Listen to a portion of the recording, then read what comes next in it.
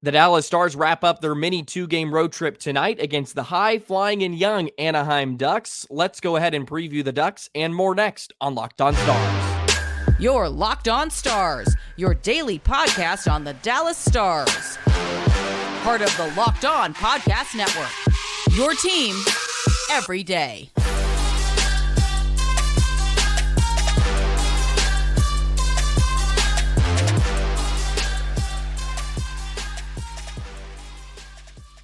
Howdy, Stars fans, and welcome back to another episode of Locked On Stars, part of the Locked On Podcast Network, your team every single day. It's a pleasure to be with you. I'm Joey Erickson, former producer of 105.3 The Fan and play-by-play voice of the Chippewa Steel. I hope everybody's having a wonderful Thursday morning after a late one on Wednesday night as the Stars fell to the Vegas Golden Knights by a score of 3-2 in a shootout, but they have a chance to bounce back tonight against a very, very young Anaheim Ducks team who's actually coming off a big win over the Carolina Hurricanes. They thumped the Hurricanes 6-3. Toronto for the Ducks ended up having a hat trick. So the Ducks may be flying in, no pun intended, with a lot of confidence against the Stars team. But Dallas played an excellent game to pick up a point in Vegas, and they have a chance to at least take 3 of 4 points as they head back home on Saturday to face the Philadelphia Flyers. Before we talk more about this Ducks team, today's episode is brought to you by FanDuel Sportsbook,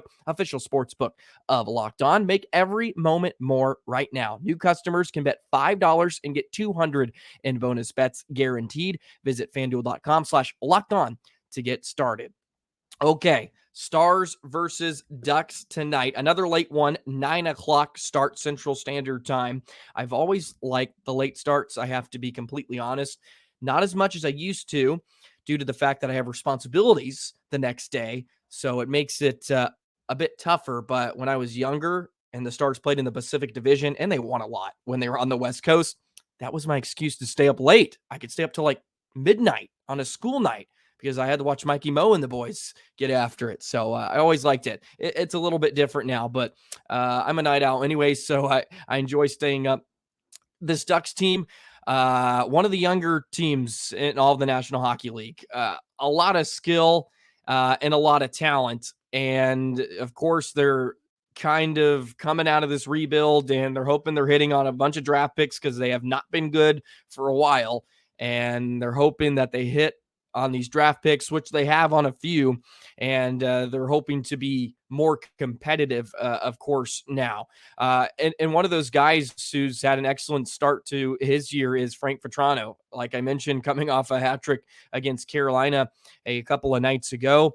Mason Mactavish, I think, is phenomenal. I like him more than Trevor Zegras. I'll put it that way. I think he doesn't get talked about enough. And I like Zegras. He may be a bit too flashy for me, but I understand the league kind of falls in love with guys like that. And he's a great guy to market for the game. And he's very talented as well. I'm not taking anything away from Zegras, but I think Mactavish is fantastic. I think he had a couple of really nice games against the Stars last year. Ryan Strome's another guy, has 3 assists on the year, and they got some guys on the back end that are still, really good. Of course, they brought over Gudis, who was on Florida last year during their Cup run, and Rocco Gudis, just strong, physical, kind of a bully, and Cam Fowler is a great guy to pair with him too, who's a little bit more offensively inclined. And he's been their probably longest tenured player now for a while. It's Cam Fowler. I feel like he's been in trade talks almost every deadline, but they have not moved off of him yet. They have Jackson Lacombe, who is a rookie.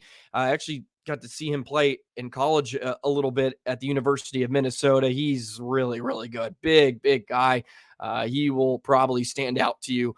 And he's, of course, a guy they're hoping is going to be good for a very, very long time. And they have some more veteran guys in the back end with Adam Henrique and Silverberg. Sam Carrick is there too. So, and we've seen it in this league.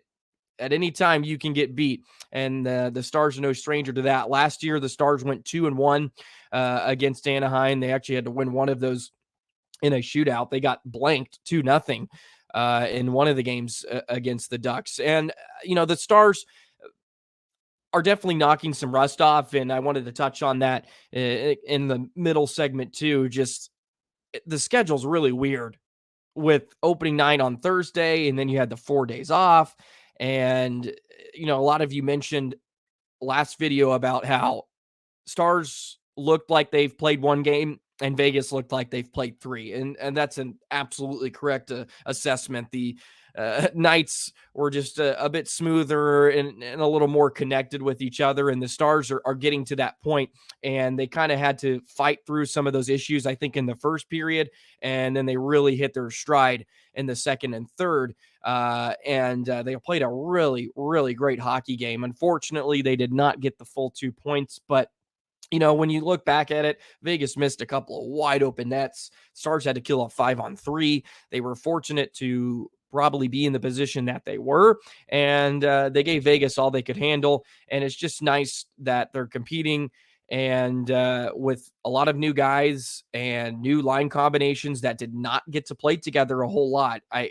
We can't forget that even the top line with Roope kind of being out, and he didn't play a single preseason game. Of course, he scrimmaged with them and practiced some, but game reps are completely different. So that's going to factor in here early on this year. But you could tell it was starting to click off faceoffs. The Pavelski goal was really beautiful. By the way, congrats to Captain America's 450th career goal. Just so spectacular for a guy that was such a late round pick, and he's continuing to do it, almost 40 years old, and he's still having an impact at his age. The Stars, though, are without a multi-point guy yet. Everybody has 1 point. Could you believe that? 2 games into the season, everybody's tied at 1. So we're hoping to see some of that offense. And maybe we were spoiled last year right off the hop. Stars was going 4 and 5 a night. But we've had great goaltending in the first 2 games the Stars have faced. I mean, Bennington was on it, and Aiden Hill, he hasn't shown any signs of weakness. And he was phenomenal the other night too, as he outdueled Ottinger at the other end and ends up winning it in the skills competition. So Ducks are going to be a great team. Of course, very talented. And if it's one thing the Stars probably need to do is stay out of the box, because that talent will shine on the man advantage. That power play combination with Mactavish and Zegras is really, really good. I know their power play didn't have incredible numbers, but I mean, look, it doesn't matter. If you give them too many chances, eventually they're going to snap one home. And they definitely have the talent and the fortitude to do that against you if you're not careful. And they've already struck a couple times on the man advantage this year. Stars penalty killing has been fantastic, though. As I mentioned, wanted to give a shout out to Ryan Suter too. Don't come at me for that, but I thought he was really, really good on the PK. He made a couple of great plays in front of Ottinger to seal off some of those backdoor passes, because Stone likes to kind of meander around that crease and send those passes across to Stevenson, and he hit the bar on one of them. But he was really, really good. But Stars and Ducks, it's like the old Pacific Division once again, as the Stars will wrap up their mini road trip. A great opportunity to bounce back. A young team. The Stars are probably due for a bit of an offensive outburst, just scoring 3 goals in their first few games. And their lines looked really, really great. That fourth line, a new look, is, I think, going to be very, very deadly when we get into this thing. Delandria, Smith, and Foxa. I didn't think Craig Smith was going to look this good. And he created a ton of scoring chances. The Stars ended up with 28 scoring chances on the night against Vegas, just one more than the Golden Knights. But that fourth line was really, really good and impressive. And for the Stars team and Pete DeBoer, who of course has emphasized having depth, it's a really good sign. And I think the Stars are going to get their legs underneath them. They can get into a bit of a rhythm, right? Hockey's just always been this kind of every other night you're playing, and it's a weird start. So nothing to be too concerned. We're not hitting the panic button. Of course, you've taken 3 points out of the possible 4 in your first 2 games is great. And they're playing good teams. I mean, the schedule isn't by any means kind of a cakewalk up front. When, looking ahead, you still have Pittsburgh and Toronto, and Columbus has always kind of given the Stars fits, especially recently. At least Bobrovsky's out of there because he's always had their number. But Columbus has always been, I don't know, almost a thorn in the side. It's always a tough one against the Blue Jackets, but a fun one tonight. I think the Stars can really go big tonight. Let's pot 5 and get after the Ducks. And I'm interested to see who they go with in net. Maybe they want to give Otter a night off. But at the same time, I probably wouldn't. He's fresh. He looks sharp. I think you play him, and better to kind of ride him up front. And why not have your number one try to pocket you a nice win before you head home against Philadelphia? And maybe that's a great spot for Wedgwood to start off his season at home against a Flyers team that is a bit kind of on a rebuild and trying to figure things out themselves. Okay, let's get into it a bit more about kind of knocking off this rust and maybe some more observations from the first couple of games with the Stars and how that's kind of affecting the old Dallas Stars as they get prepared for tonight against the Anaheim Ducks. And we'll do that in just a minute. Today's episode of Locked On Stars is brought to you by FanDuel. FanDuel is phenomenal. It is the number one sports book, especially with the NFL season. You can snap right into the action. Week 7 is upon us now. Right now, new customers get $200 in bonus bets guaranteed when you place a $5 bet. That's $200 in bonus bets, win or lose. If you've been thinking about joining FanDuel, there's no better time to get in on the action. And the app is so easy to use. And you can just pick so many different games, different players, and over-unders and all that good stuff. Any game the Cowboys are playing in, you can look and be like, hey, CeeDee Lamb, he had a phenomenal night against LA. The Chargers, he's going to do it again next week because, well, they got to buy. But you get what I'm saying. He's going to go off against the Rams. Why not give him an over-under for the amount of catches? And they have all those different types of player props. So visit FanDuel.com/lockedon and kick off the NFL season. FanDuel, official partner of the NFL. Already back here on Locked On Stars. Thank you so much for making this your first listen of the day, making me a part of your day. I know you have tons of other options. And go ahead and hit subscribe. Never miss an episode of Locked On Stars, free and available wherever you get your podcast and all that good stuff. If you're interested in some of my takeaways from last night, or I should say from 2 nights ago or whatever against Vegas, go ahead and check out yesterday's episode. Some good stuff there because there was a lot of positives. There wasn't a whole lot of negatives. It was kind of almost nitpicking at that point because, and that seemed to be the consensus from everybody. And I appreciate all your feedback and comments. I love reading them, and always love hearing about kind of how you guys see and observe the game. And it was pretty much a consensus where Stars play good. They were physical. Unfortunately, Vegas was just a bit better, and they did that. I love seeing the Stars come out in that second period and really force the issue. And I think that did kind of wake everybody up. And I've always said the Stars will feed off the beat of the drum of Jamie Benn. And he gets into that huge scrum in the fight with Hutton or Haig, excuse me, and just pops him a few times. I mean, with some hammers, some right and left hammers against the big guy Haig. And you can just feel that the Stars just follow that emotion. And that's what makes him such a great leader and a great captain too, is they follow suit. And the next thing you know, Marchment gets into a fight and he looked really nice too, hammering away at Hutton. And then the Stars started to pick it up.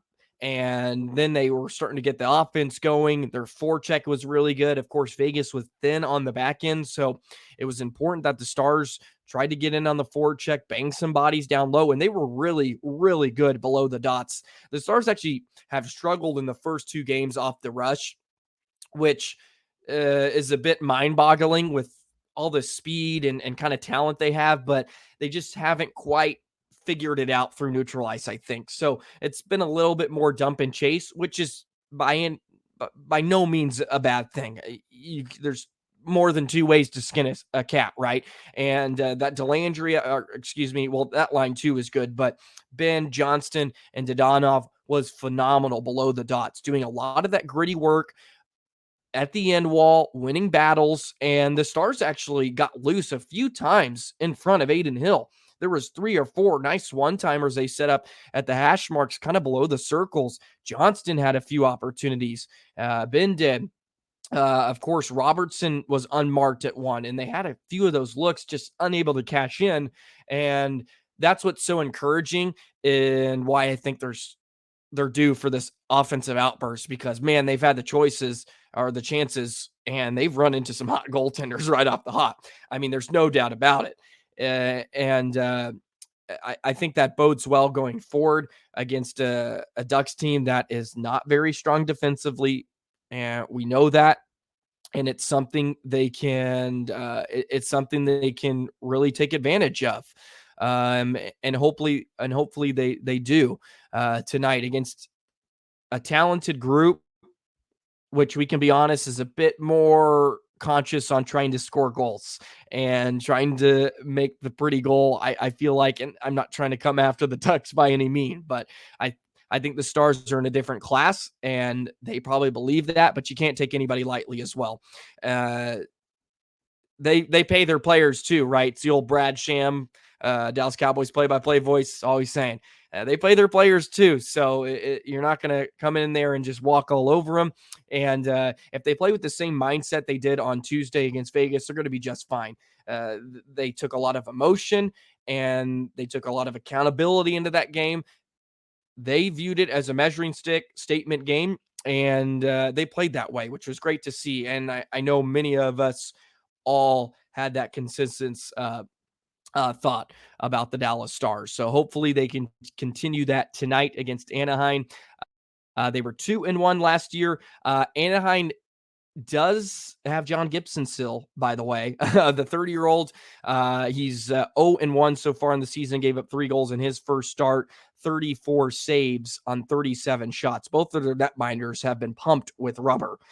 They've each seen more than 35 shots, 35 shots, as Lucas Dostal, who started against Carolina, saw 35, and he was good, 32 of 35 in that contest. And of course, they went on to win that game 6-3. So Gibson will more than likely go.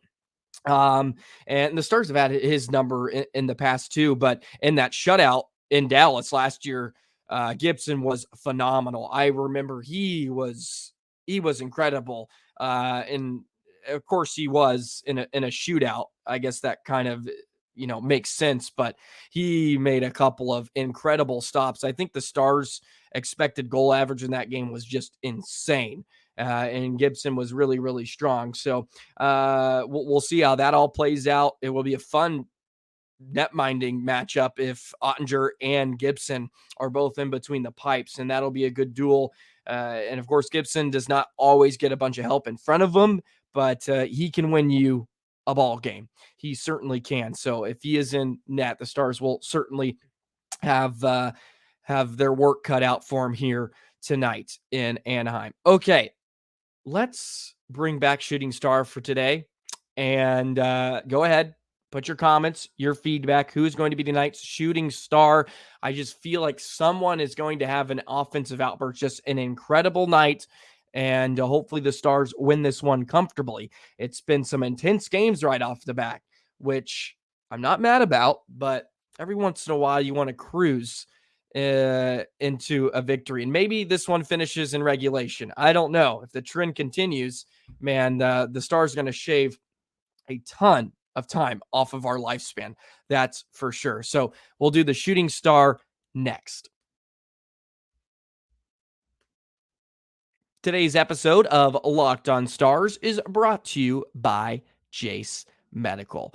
Jace now offers customizability for your Jace case with dozens of add-on medications, and you can choose the medications that best fit you and your family's unique needs. The Jace case, of course, is a personalized emergency medication kit that contains 5 essential antibiotics that treat the most common and deadly bacterial infections. You can also customize that case, as I just mentioned, and you can add additional life-saving medication based on your needs. It's continuing to work to expand their medication offerings, and their most recent efforts now, they have added ivermectin as an option in the Jace case. And what's awesome about the Jace case is that you can send gift cards to a loved one. Maybe a loved one that doesn't have the opportunity to go online themselves and pick out the medication, but you know what they need. You can get them a gift card for your family or loved ones so they can get their own Jace case too. Either way, you can help them get yours, or you can help them get what they need, or you can send them a gift card and they can get their own Jace case. So go to jacemedical.com and enter the code locked on at checkout for a $20 discount on your order. That's promo code locked on at jasemedical.com.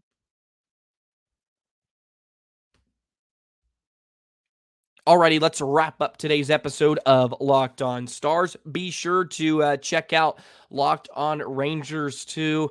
Those Texas Rangers, man, I don't know how they keep doing it, but they're winning and they're so close to a World Series. Of course, with those Astros, and a ton of excitement there in the Metroplex. It was a good weekend in DFW, that's for sure. Stars won on Thursday. Of course, Tuesday's a different story, but you had the Cowboys win on Monday night, and of course, Texas was able to pick up a few wins too. So a good thing all around in DFW. Hopefully, the Stars can cap off tonight with a wonderful win against those Ducks. Okay, shooting star. There's a lot of guys that flow through my mind on this one. We're going to go the defensive route this time, and I'm going to go with Niels Lundqvist. I've loved the way he's played. Niels has looked so solid. A very different player than he was a year ago. He looks really comfortable. He's not panicking, and he's very decisive with his play in his defensive zone. And he's had some chances, especially in that game against St. Louis. He rung the pipe as he beat Bennington. So there's those flashes again where, man, he can create offense. I like Niels Lundqvist. Let's give him a power play goal on that second unit. Maybe he pops off for a few points. Give him a goal and assist. That's going to be my shooting star for tonight against the Ducks. Let me know your thoughts in the comments, and let me know your predictions for tonight's game. I think I need to stop with predicting. It hasn't came to fruition too much. And I mean, I know we're only 2 games into this thing, but I have to be, I feel like I have to be careful, and I can't predict wins all the time, but I want to predict a win against these Ducks. Stars currently sit 4th in the Central Division. And of course, it's really early talking about this, but there's been some teams that have gotten off to some really hot starts. Colorado, yeah, they're not slowing down. No surprise there. We knew they were going to be one of the top teams in the NHL. Minnesota's off to a really good start. Edmonton finally picked up a win against Nashville. So I think it's going to be a really fun year. And with teams like Chicago and Arizona, especially in the Central, which we know what we have in them, but we also don't. There's going to be that surprise team. There almost is every single year. So you just don't know what you're going to get on an every night basis. And really, once we get a quarter of a way into this thing, then we'll really know. Sometimes games, you got to get to like game 40, and then you can kind of understand what's going on in the NHL, especially that Thanksgiving mark, which we're about a month and a half away from too. So we'll see what we have, but Stars off to a good start. 3 points in their first 4, or 3 points out of the possible 4 in their first 2 games, and a stretch here in these next 2 games. They can easily pick up a few wins. You got the Ducks and then Flyers, and then you take on some more formidable opponents in Pittsburgh and the Toronto Maple Leafs. Should be a lot of fun tonight. Hope you got your caffeine. A 9 o'clock puck drop between the Ducks and Stars. I hope everybody has a wonderful rest of your day, and we'll catch you tomorrow on Locked On Stars, part of the Locked On Podcast Network, your team every single day. Be sure to subscribe. You can follow me on the Twitter, the X thing, Joey the Jet 19. It's been a busy couple of weeks. A lot of hockey I have been watching, which I love. October has been a fantastic month. I think if you're a sports fan in general, it's been a lot of fun with playoff baseball, hockey, the NBA starting up. So plenty of things to keep you consumed and your attention, which something I desperately need. So we'll continue to do that. Okay, that's going to do it. Enjoy tonight. Thank you so much once again for all your love and support. We will see you tomorrow on Locked On Stars. So long, everybody.